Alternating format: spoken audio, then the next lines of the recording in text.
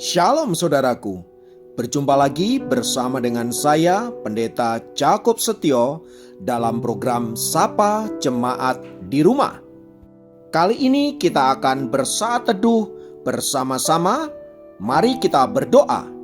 Tuhan, kami rindu kuasa firman-Mu melawat setiap kami, dan biarlah hidup kami senantiasa dituntun oleh kebenaran firman-Mu, sehingga kami tetap ada di dalam on the track-nya Tuhan dan mengalami berkat-berkat maksimal yang Tuhan telah siapkan bagi hidup kami. Berfirmanlah Tuhan, kami siap diberkati oleh Engkau. Dalam nama Yesus, haleluya, amin. Firman Tuhan kali ini terambil dari Galatia 3 ayat 13. Galatia 3 ayat 13 berkata, Kristus telah menebus kita dari kutuk hukum Taurat dengan jalan menjadi kutuk karena kita. Saudaraku, Alkitab mengatakan bahwa setiap orang yang sudah jatuh ke dalam dosa, ia menjadi budak daripada dosa dan hidupnya terikat olehnya.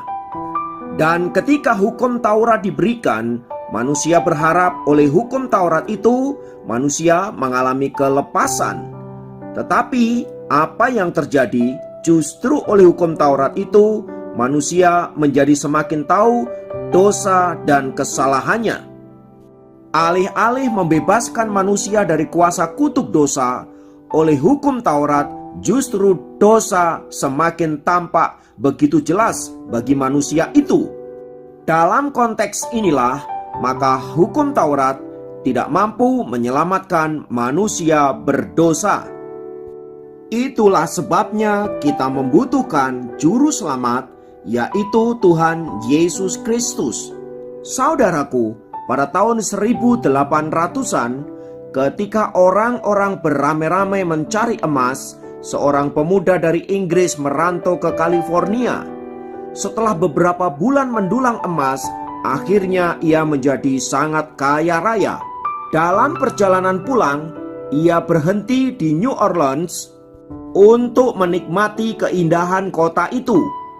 Selang beberapa waktu ada di kota itu, dia melihat sebuah kerumunan di mana ada begitu banyak orang lalu lalang sambil berteriak-teriak. Ketika mendekati kerumunan itu, ia menyadari bahwa orang-orang tersebut berkumpul untuk mengikuti pelelangan budak. Bagi pemuda itu, perbudakan sendiri sudah diharamkan bagi orang Inggris. Namun ia menghadiri tempat itu untuk mengetahui apa yang sedang terjadi di dalam pelelangan budak tersebut. Saat ia memperhatikan proses pelelangan budak itu, ia mendapati seorang anak muda berkulit hitam sedang diarak ke tengah-tengah mereka untuk ditawarkan kepada siapa saja yang hendak membelinya. Pemuda itu langsung tahu bahwa ia adalah seorang budak yang sedang dilelang. Juru lelang kemudian menawarkan harga budak itu kepada peserta lelang. Tak lama peserta lelang itu mulai menawar budak itu secara berganti-gantian, dari harga yang paling rendah sampai harga yang paling tinggi. Dan sebelum ditutup, sang juru lelang memberitahu bahwa ini adalah penawaran terakhir. Kalau tidak ada yang berani lebih tinggi lagi, berarti pelelangan ditutup. Dan budak itu akan menjadi milik si penawar yang paling tinggi terakhir.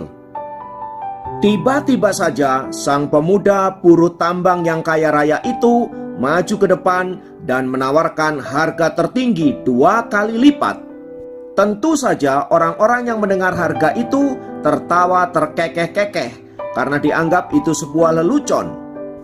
Tetapi sang pemuda kaya itu meyakinkan sang juru lelang bahwa ia serius dengan harga yang ia tawarkan, yaitu 2 kali lipat lebih tinggi dari harga terakhir. Akhirnya sang juru lelang memberikan budak itu kepada sang pemuda yang kaya itu. Kemudian sang pemuda kaya itu serta budaknya berjalan meninggalkan tempat kerumunan itu dan mencari suatu tempat untuk beristirahat. Selama mereka beristirahat, pemuda kaya itu kemudian masuk ke sebuah gedung yang kemudian diketahui sebagai sebuah gedung pengadilan. Tak lama setelah itu, sang pemuda kaya itu keluar dengan membawa sebuah kertas yang kemudian diberikan kepada sang budaknya tersebut. Sang budak sama sekali tidak mengerti apa maksud dari pemuda kaya itu. Kemudian sang pemuda kaya menjelaskan bahwa kamu sekarang bebas. Dengan surat ini, maka kamu dinyatakan bebas dan menjadi orang yang merdeka dan bukan milik siapapun lagi. Karena surat ini adalah surat pembebasanmu dan sah secara hukum. Mendengar penjelasan itu, sang budak histeris. Ia menangis dan bahkan tidak percaya apa yang dikerjakan oleh pemuda kaya itu. Ia kemudian memegang kertas itu sambil berlutut dan berkata, "Engkau baru saja membeli aku, dan sekarang engkau membebaskan aku?" Lalu sang pemuda kaya memberitahu dia bahwa memang untuk itulah aku membelimu, yaitu untuk membebaskanmu. Namun jawaban pemuda kaya itu membuat si budak justru menangis sedih, karena ia tidak menyangka ada seorang yang begitu baik hati membebaskan dirinya dari perbudakannya. Ia bahkan tidak pernah bermimpi bahwa hidupnya akan bebas. Oleh sebab itu ia berkata kepada sang pemuda kaya itu, "Engkau telah membebaskan aku. Sekarang izinkan aku untuk mengabdi kepada dirimu. Aku mengabdi karena keinginanku, bukan karena posisi sebagai seorang budak. Karena aku adalah orang merdeka. Maka sekarang izinkanlah aku melayanimu." Saudaraku, kisah di atas adalah penggambaran yang begitu jelas soal perbudakan dosa. Kristus telah membebaskan kita dari kuasa kutuk dosa dan menjadikan kita orang-orang yang merdeka. Dan sama seperti budak yang telah dimerdekakan itu, bagaimana ia bersyukur dan berterima kasih, serta memiliki kerinduan untuk melayani, hendaklah demikian juga dengan kita. Kita mau melayani Tuhan bukan karena posisi kita sebagai budak, melainkan karena kita telah dibebaskan. Karena kita adalah orang-orang yang merdeka. Jadi kita mau mengabdi kepada Tuhan karena kita sudah dimerdekakan oleh Allah. Kiranya firman Tuhan ini menyadarkan kita bahwa kita adalah orang-orang yang merdeka. Dan dalam kemerdekaan itulah kita mau melayani Tuhan. Mari kita berdoa. Tuhan, kami naikkan syukur karena anugerah-Mu yang luar biasa, membebaskan kami dari perbudakan dosa dan menjadikan kami milik-Mu selamanya. Biarlah dalam kemerdekaan dan kebebasan kami itu, kami hendak melayani dan mengasihi-Mu.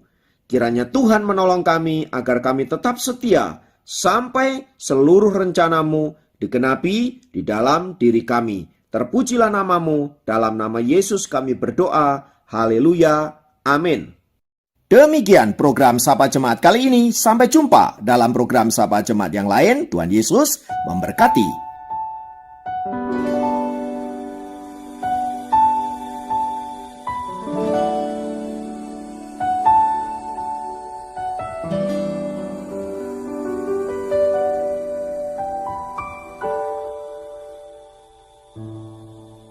Kekuatan di hidupku,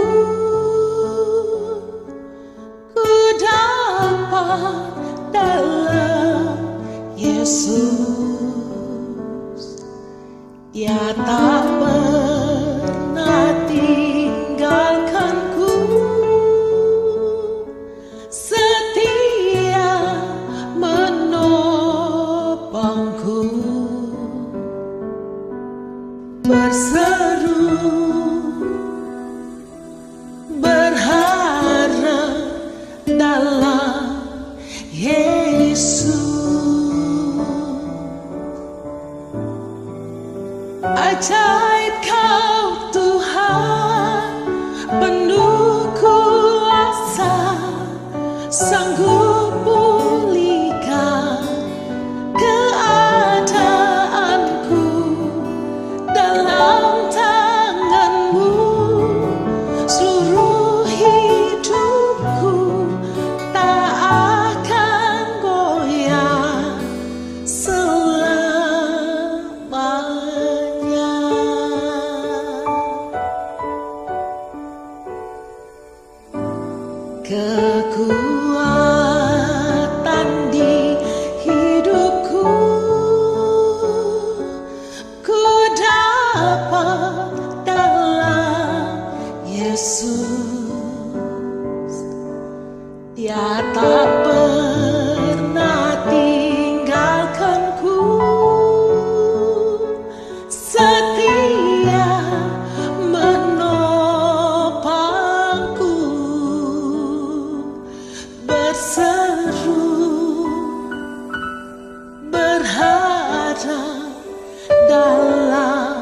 Yesus.